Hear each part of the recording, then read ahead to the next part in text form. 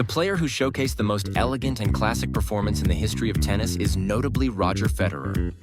The reason he is considered elegant is probably largely due to his single-handed backhand. As sophistication was added to the single-handed backhand, which is considered the most technically difficult in tennis, a unique movement of Federer was born. However, I feel a sense of regret that I can no longer see that elegant single backhand due to Roger Federer's retirement. These days, there are times when there are no players with a single backhand in the top 10. In the top 20 rankings, there are only 3 players.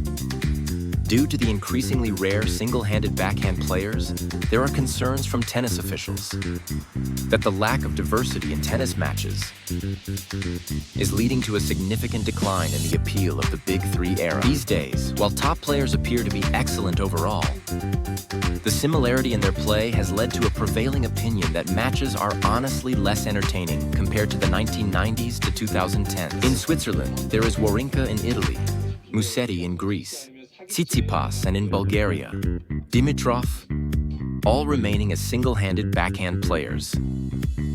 The absence of Federer makes me feel fortunate to still see that elegant single backhand from Dimitrov, who is often referred to as the second Federer.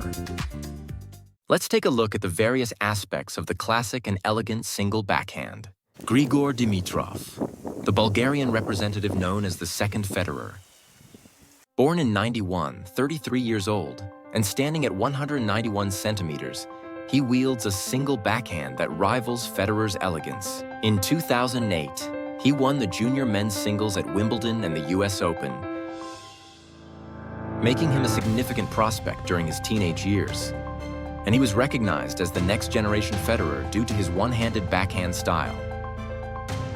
However, after turning professional, he spent his mid-20s only hearing the label of a perennial prospect. And it wasn't until 2017 that he truly broke out, reaching world ranking number 3. As of January 2025, his overall record in singles is 462 wins and 293 losses, with a winning percentage of 61.2%. He has won 9 singles titles, and his best Grand Slam results are reaching the semi-finals at the 2017 Australian Open, the quarterfinals at the 2024 French Open, the semi-finals at Wimbledon in 2014, and the semi-finals at the 2019 US Open. Dimitrov is an all-rounder alongside Federer in a time when baseliners who focus on rallies and minimize net dashes have completely taken over the tennis scene. An all-rounder is a playing style that mixes all forms of play, such as serve and volley, net dashes, rallies and drop shots, and is considered an ideal in tennis. Looking at his style, it's clear that he is quite similar to Federer, with a forehand hit with a grip close to Eastern and motions for Federer's signature one-handed backhand and slice all being similar. He often manages to score extraordinary points with stylish shots, but sometimes struggles with the simpler plays. While his serve may not be his main weapon, he possesses a powerful serve that exceeds 210 km, and his forehand is also strong. His greatest strength is his ability to employ various game strategies, and once he takes control, he can easily shake his opponent back and forth. He can freely execute a variety of shots, including topspin, flat, and slice, which poses a significant threat to his opponents. His signature one-handed backhand becomes unstoppable once it starts firing, leaving opponents with no effective strategy against it. However, his biggest weakness is arguably his unstable one-handed backhand. And he is also known for having a very shaky mental state during matches, to the point of being mentioned as a meme in the tennis community. One-handed backhand players often exhibit inconsistency. But Dimitrov particularly stands out for struggling to secure important points during matches. Although it has decreased somewhat recently, breaking rackets is still a common sight. Looking at Dimitrov's statistics, when he wins the first set, he has an 84% win rate, while his win rate drops to 28% when he loses the first set, showing a clear contrast. Against the top 10 players, he showed a relatively low win rate of 29%, indicating some mental weakness when facing strong opponents at crucial moments. He has a very handsome face shape, which has led to many magazine photo shoots, and he has dated several female athletes. In particular, he was famously in a romantic relationship with Sharapova. There are even jokes about him being a player who shines brighter outside the court. Additionally, there have been instances where Rafael Nadal, Alexander Zverev, and John Isner have chosen Dimitrov as the best-looking active tennis player. So what are the differences between Federer and Dimitrov? In fact, to be precise, while Federer maintains a more closed stance when hitting a forehand, Dimitrov is closer to an open stance. This is due to the difference in dominant eyes. Federer has a dominant left eye, while Dimitrov has a dominant right eye. Dominant eye is a term that indicates which eye is primarily and predominantly used by an individual when performing an activity. The brain processes visual information received from both eyes to create a single synthesized image, and during this process, one eye may be used more dominantly than the other. Right-handed people may think they are right-eye dominant, but it is known that hand usage bias and eye dominance are not directly related. The reason the dominant eye is important is that it affects aiming in sports such as shooting, archery, baseball, and golf. In glasses and lens prescriptions, there are cases where the power is adjusted based on the dominant eye for visual correction. This is also because it plays a role in distance perception and setting the direction of vision in daily life. The dominant eye greatly contributes to the accuracy of vision generally. The closer the dominant eye is looking straight ahead, the better one can see the ball, and when hitting the ball, there's a slight increase in comfort and accuracy. Applying this to the forehand, Federer, who is right-handed with his left eye as the dominant eye, can hit with a closed stance without much difference from an open stance, since his left eye can keep an eye on the front. However, Dimitrov, whose dominant eye is his right eye, may find it difficult to accurately track the ball when using a closed stance, as his dominant right eye tends to look diagonally to the right rather than straight ahead. Such differences in dominant eye create minor stance variations when hitting with a closed stance. Using an Eastern grip, it often enhances stability. Federer's forehand is ideal in the Eastern grip, but it's also the reason why not everyone can replicate it. The differences in stance based on grip are something that tennis academies, which aim to systematically develop professionals, prioritize in their assessments. Once a habit is formed, it's difficult to change. So it's important to teach the form according to the grip from the very beginning.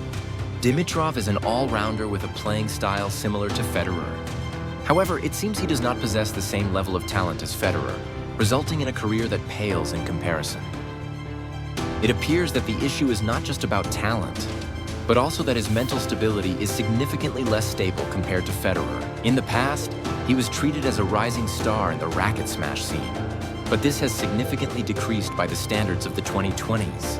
However, while his performance is quite inconsistent, Dimitrov is often praised for his playing style, which is smooth and beautiful enough to be compared to Federer. Here, let's also recognize the strengths of our fellow enthusiasts. Here, a representative method called the Miles test is commonly used. It is the most widely used method that involves using your hands to check your dominant eye while looking at a specific target. The method involves extending both hands to form a triangular shape with a small hole and, with both eyes open, aligning a distant small target in the center of the triangle. Then closing one eye to check if the target is visible. Close the opposite eye and check in the same way. The side where the target is visible without deviating from the center is the advantageous side.